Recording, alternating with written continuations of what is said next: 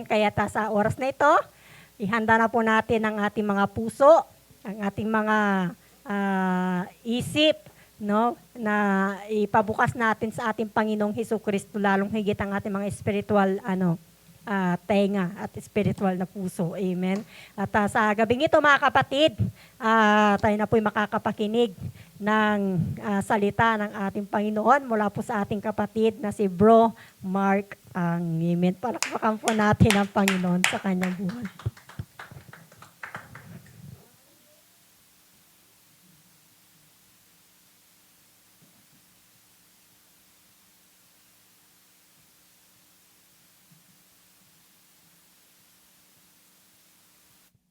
Amen. Pasensya na po at first time nga lang to. Hindi tayo prepared. Kahit walang pasok, hindi nakapag-prepared. Pero kumbaga, pangalawang time na sa pagtayo rito. Kumbaga yung una, yung sa namin, ang tawag dun sa ITEL natin, deliberation, di ba? So yun yung una. So, matagal na bago na nasundan. Ba't nasundan pero sa totoo lang, kung sa sarili ko hindi ko kaya tumayo Kasi nakikita ko sa sarili ko, mahiyain talaga ako.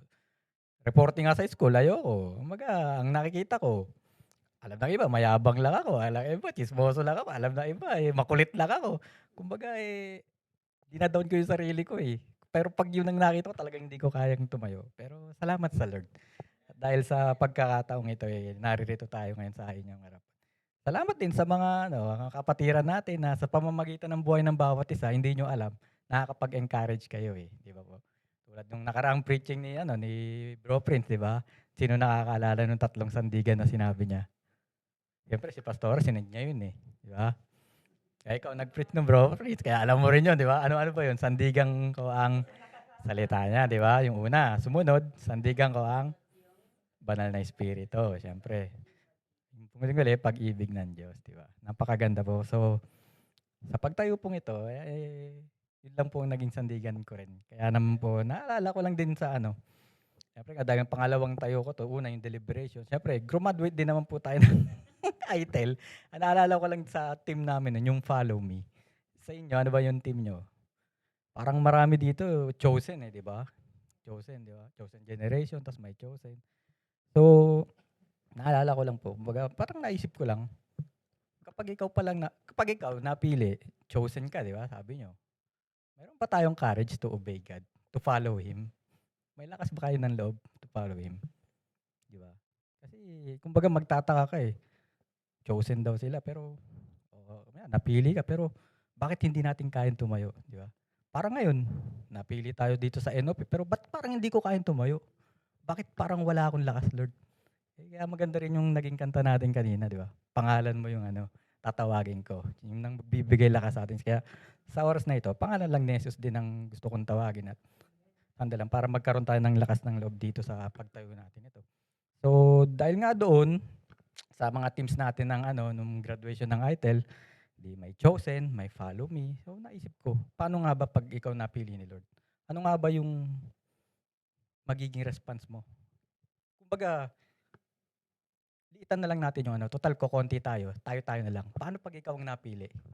Diba? Hindi na natin, kasi pag baguhan, siya tinawag halimbawa ng Panginoon, siyempre, hindi susunod dahil di niya kilala ang ating Panginoon. Pero tayo, na nakakilala na, tayo na Kristiyano na, tayo na worker na, kapag may pinagawa sa'yo, di ba? Ano kaya magiging response natin? Susunod kaya tayo? Or katulad ko na magdadailan? Teka lang. Nauso nga yung paniki, di ba? Agi sabi, bat ako, di ba? So, baga nauso yun Kaya kumbaga, parang naano ko lang, paano natin ma-encourage yung bawat isa na kapag may sinabi si pastora or si mga pastor natin na alam naman natin na tinalaga sila ng Diyos, paano natin sila ma-encourage na sumagot din agad, mag-response ng tama na katulad ng response ni Peter. Kasi kung maala natin na dito nga ako dinala ng Lord dun sa Luke chapter 5 verse 1 to 11. Hindi na ako gumawa ng PowerPoint para mabuksan niyo naman po yung Bible niyo kasi hindi na natin nabubuksan yung Bible natin. Umaasa na lang tayo sa TV, nanonood, picture-picture. Mas maganda yung sarili mong interpretasyon habang kausap mo yung Lord sa Bible mo, di ba po? Pero maalala ko nga lang po yung sa verse namin dati nung sa team namin, yung sa Follow Me. Dun namin kinuha yun sa ano eh, sa Matthew. Sabi nga ron, "Follow me and I will make you fishers of men."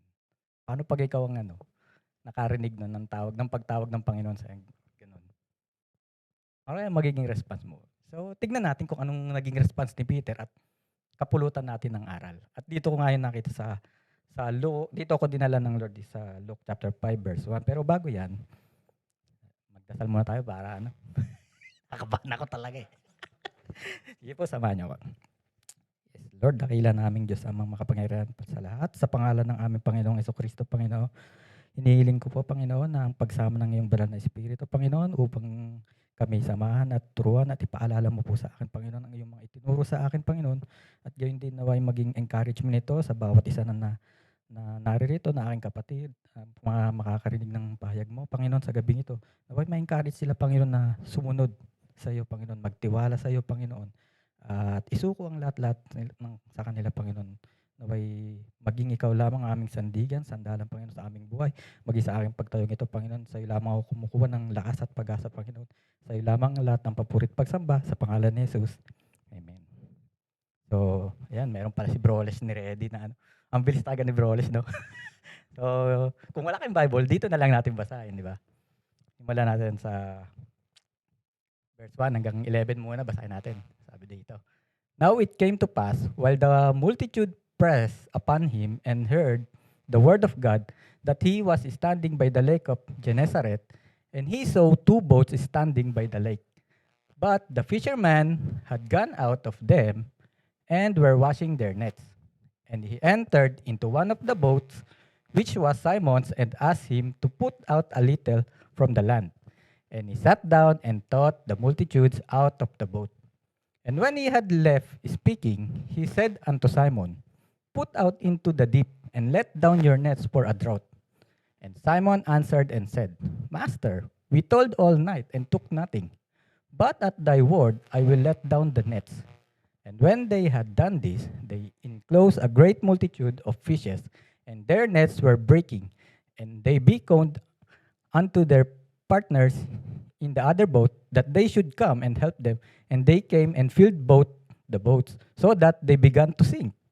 But Simon Peter, when he saw it, fell down at Jesus' knees, saying, Depart from me, for I am a sinful man, O Lord.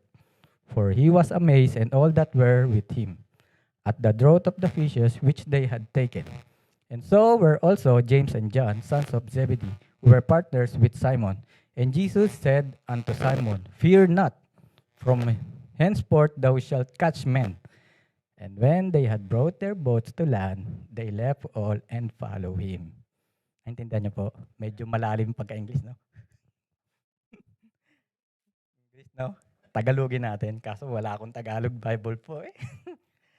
So, dito nakita ko rito sa verse 1. Verse, 'di ba sabi nga, Now Jesus was, dito na lang sa akin, medyo sabi dito. Now Jesus was standing by the lake of Gennesaret, and the crowd was pressing around him to hear the word of God. Kumbaga, nandun si Jesus Christ dun sa lugar na yon. Tapos, ang daming tao nagsusumiksik, nagkukumpulan, lumalapit sa kanya para pakinggan yung kanyang banal na salita. Yung mga katuruan niya, di ba po? Tapos doon, may nakita siya. He saw two boats by the lake, but the fishermen had gotten out of them and were washing their nets. Nakakita siya ng dalawang bangka. So dito makikita natin yung parang nakita ko rito yung first point na God choose you. Ikaw ang napili kung bakit ka nararayan. May purpose yan kung bakit ka nararayan. May purpose yan kung bakit ka tinawag ng Panginoon. Kasi isipin nyo, sa dami ng taong kasunod niya, ba't wala siya rin napili? Tapos may dalawang bangka pa, hindi lang isa, dalawa pa yung bakit yung kay Simon ang napili niya. Di ba po? Kung maalala nga po natin dito sa sa John 15:6 na verse, sabi nga rito, you did not choose me. Di ba? At wala di Simon, hindi naman niya pinili yung Diyos eh. Pero siyang napili, di ba? But I choose you and appointed you. Di ba? In-appoint ka bilang pastora, bilang church leaders, bilang in-appoint ka na bilang maging worker or member ng lugar na ito. In-appoint ka niya, pinili ka niya. Sipong sa dami ng EPS dito. Sa dami ng Pilipino, bakit ikaw ang napadpad rito, 'di ba? Kung tutuusin, sabi nga 'di ba, busy sila, naglilinis na ng kanilang net, 'di ba? Tapos na silang mangisda, eh. Kung isipin mo na lang, sasabihin mo, eh, busy po ako sa trabaho, bakit pa ako bakit ako ang napili mo, busy okey na ako rito, nagtatrabaho lang naman ako, eh. Pero yun nga, sabi niya, "I appointed you to go and bear fruit." Sabi niya. "You did not choose me, but I choose you and appointed you to go and bear fruit. Fruit that remains, so that whatever you ask the Father in my name, He will give you."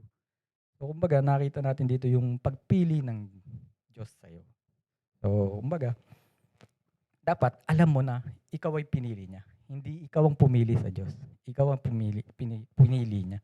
So, kung yun ang maisip mo, maaaring makapag-encourage yun sa sarili mo na makatayo or sumunod sa kung ano man ang sinasabi ng Diyos sa'yo or ng mga leader o pastor mo, di ba po? Tapos, di ba nga sabi nga rito, sa verse 3, he got into one of the boats, which was Simon. Di ba? Katulad niya, yung kay Simon ang napili, dalawa naman yung bakit sa kanya pa, eh. Di ba? And asked him to put out a little way from the shore. Then Jesus sat down and taught the crowds from the boat. Kumbaga, nung sumakay si Jesus, nagturo. So, kumbaga, parang ganun din, eh. Kumbaga, napili ka, di syempre, sa ayaw mo sa gusto, minsan talaga napapaano tayo rito. Kumbaga, unti-unti natututo tayo kasi nakakarinig tayo ng salita niya. Tinuturuan niya tayo, di ba?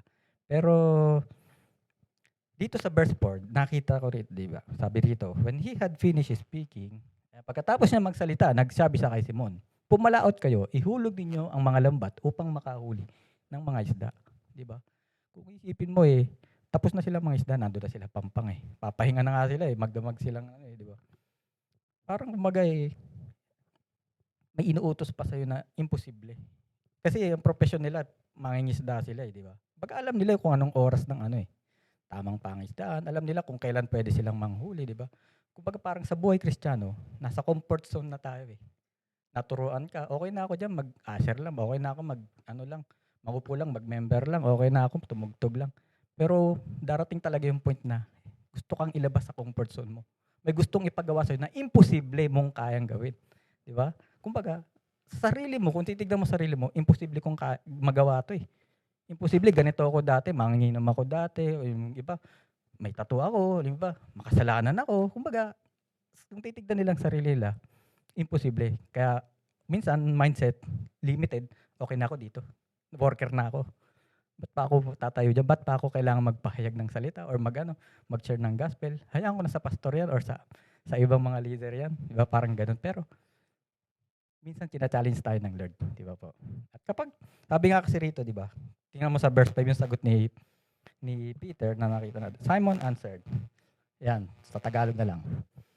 "Guro, magdamag kaming nagpagal at wala kaming nahuli. Gayunman," ito yung magandang sagot niya. "Gayunman, kahit wala kaming nahuli, sa iyong salita," 'di ba? "ay ihuhulog ko ang lambat." Napakagandang sabi po diyan. Pangalawang puntos na nakita natin is magtiwala lang tayo sa Panginoon, 'di ba? Sabi nga sa Matthew 19:16, ano nga ba sabi do'n? Sabi diyan, Jesus looked at them and replied, "This is impossible for mere humans, but for God, all things are possible." Lagi mong iisipin, kapatid, na hindi yan pinapagawa sa'yo ng Diyos na ikaw lang mag-isa. Sasamahan ka niya, 'di ba po? Kasama mo siya. Katulad nung bangka, sumakay siya, kasama siya do'n, 'di ba? Hindi niya hinayaan.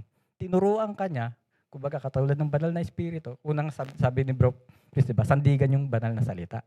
Tapos pumasok sa atin yung sa pangalawa, yung sandigan niya yung banal na espiritu, 'di ba? Siya yung nagtuturo, nagpapaalala sa atin, 'di ba, ng mga tinuro ni Jesus Christ. So, magandang ano po, kumbaga encouragement sa sarili natin yun na bukod sa nalaman mo na, ay pinili pala ako ng Diyos. May gustong ipagawa sa akin yung Diyos. Na even though na alam ko na lalagpas ako sa comfort zone ko, basta't kasama ko siya, magtitiwala ako. Sunod ka lang. Kumbaga, God has a job for you. Yun lang ang trabaho mo, obey God. Ano man ang resulta niyan, it's up to Him. May maka-receive ng pagpapala, merong mainis sa'yo, well, it's up to Him. Just do your job. Your job is to obey God. And the result is up to God na, di ba? Yun lang po ang parang magiging encouragement sa bawat isa. Tapos tuloy po tayo dito sa verse 6. Tingnan natin kung anong nangyari sa pagsunod niya. Pagkagawa nila na gayon, nakahuli sila ng napakaraming isda at ang lambat ay napupunit. Ano sumunod sa verse 7? Mamaya na yan. Doon muna tayo sa verse 6. Siyempre, sa pagsunod, una, napili ka. Siyempre, pag napili ka, may ipapagawa sa'yo. At yung pag may pinagawa sa'yo, sumunod ka. Sa bawat pagsunod sa Panginoon, hindi ka natatalo. May pagpapala. Di ba po? Nakahuli sila ng napakaraming isda. Sa sobrang dami, yung lambat nila halos mapunit. Sunod tayo sa verse 7, bro. Kinawayan nila ang kanilang kapwa, mangingisda na nasa ibang bangka upang lumapit at tulungan sila. Lumapit sila at binuno ang dalawang bangka, kaya sila ay papalubog. Imagine, no? Kapag nakikita, totoo yan.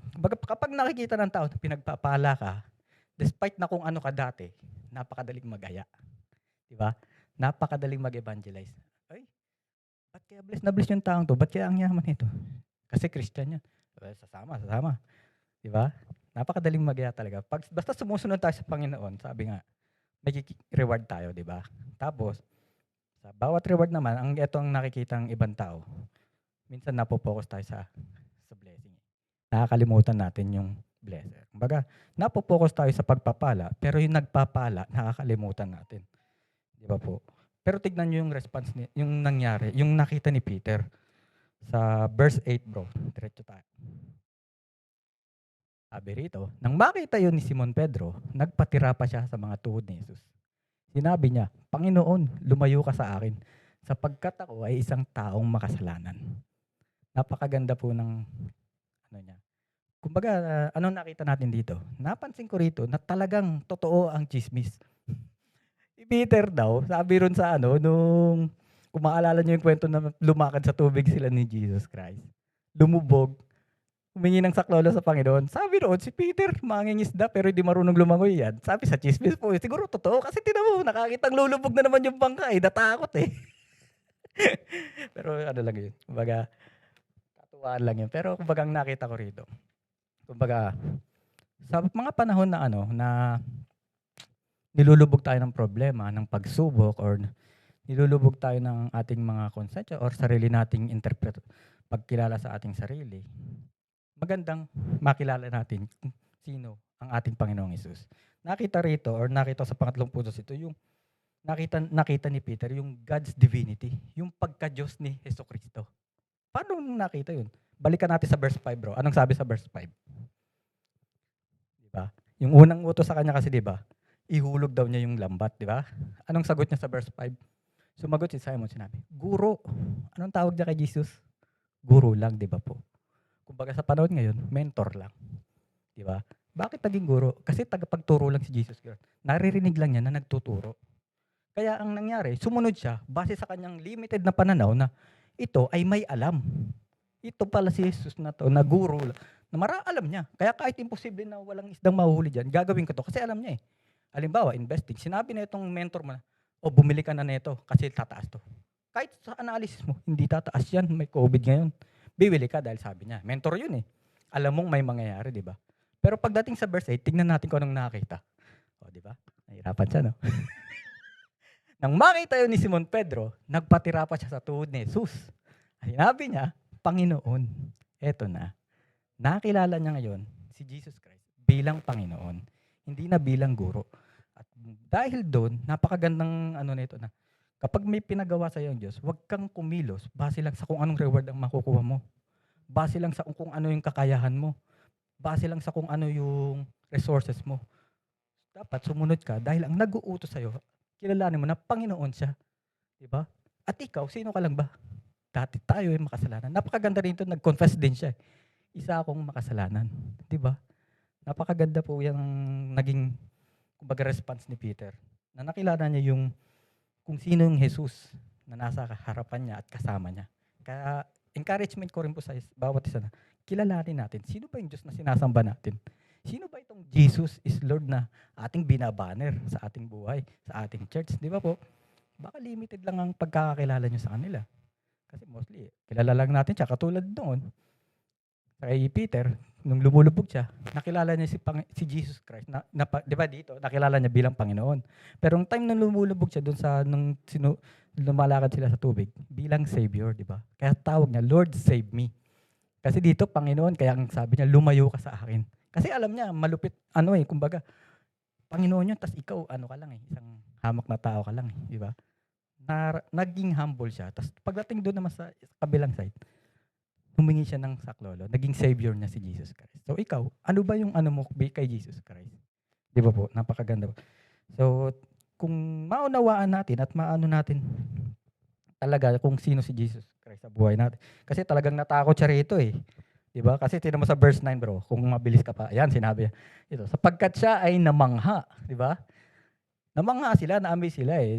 Gayon din ang kanyang mga kasamaan dahil sa napakaraming huli. Di ba? Kasi minsan talaga tayo sa pagpapala, doon tayo matitisod din eh. Minsan eh. Kumbaga akala mo kasi na bawat pagkilos mo, kaya ako meron nito, kaya ako may pagpapala kasi sumusunod ako sa Diyos. So parang nagiging mindset mo na sa bawat paggawa mo ng tama, may kapalit na reward na pagpapala. Eh paano kung walang reward? Diba? Baka yung pagsunod mo sa Kanya, hindi na maging consistent. Diba? Maging pili na lang. Katulad ng mga batas, mga tinuturo ni Jesus Christ, normal sa atin. Pili lang ang sinusunod natin. Hindi natin masunod lahat, di ba? So, yun na.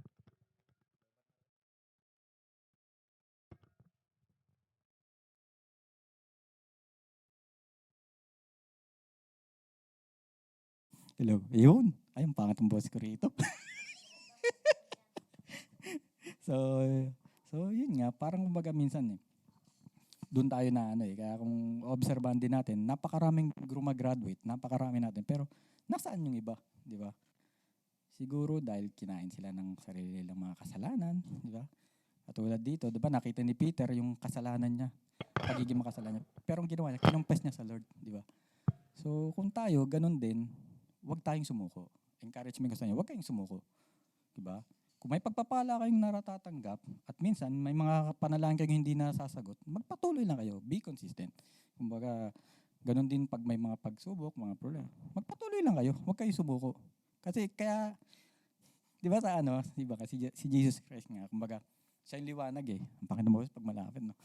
Kumbaga siya yung liwanag. Habang lumalapit tayo sa Kanya, mas lalong nahahayag yung ating pagkakasala eh. Di ba po? So, minsan, pag nakikita ng tao yung pagkakasalanan niya, nagiging discouragement sa kanya yun, magpatuloy.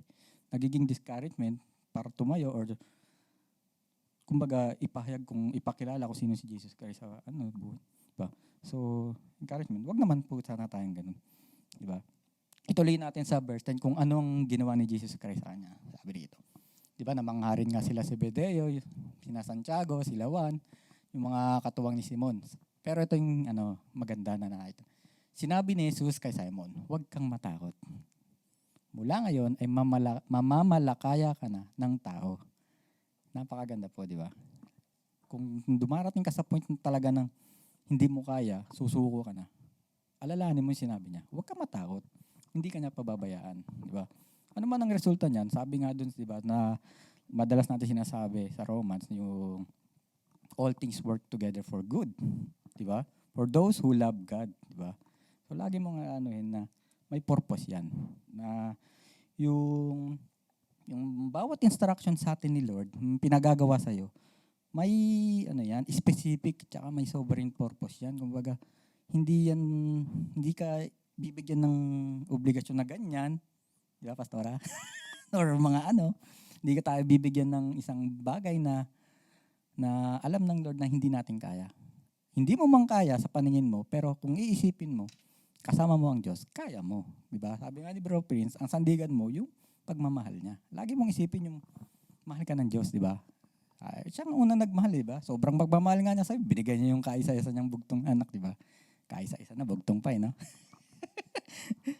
So, tinan mo naman, pagka na pag tinan mong nangyari, nung hindi sila umalis sa piling ni Jesus Christ, nung pagdating nila sa 11, ito na, pagkadaong nila ng mga bangka, iniwan nila ang lahat at sumunod kay Jesus. Sana po, ganyan din yung mga magiging response natin balang araw pagka tayo ay tinawag. Di ba, Bro Dennis, na ay mga bibigay sa ating mga obligasyon. Kumbaga, meron tayong meron tayong courage to obey God, di ba po? So, maganda nga yung yung lagi sinasabi ni Dr. Stanley dun sa Intas. Sabi ron obey God and leave all consequences on Him, di ba po? So, sana po may natutunan tayo sa maiksing Bible study natin para po sa ikag-glorify ni Lord sa aking buhay na sa pagtayo rito, gayon din sa buhay ng bawat isa. Lahat po ito ay papuri natin at ipasalamat sa ating Panginoon. Pastora, ikaw na mag-end at ilan na po bahala panalangin. Sige po.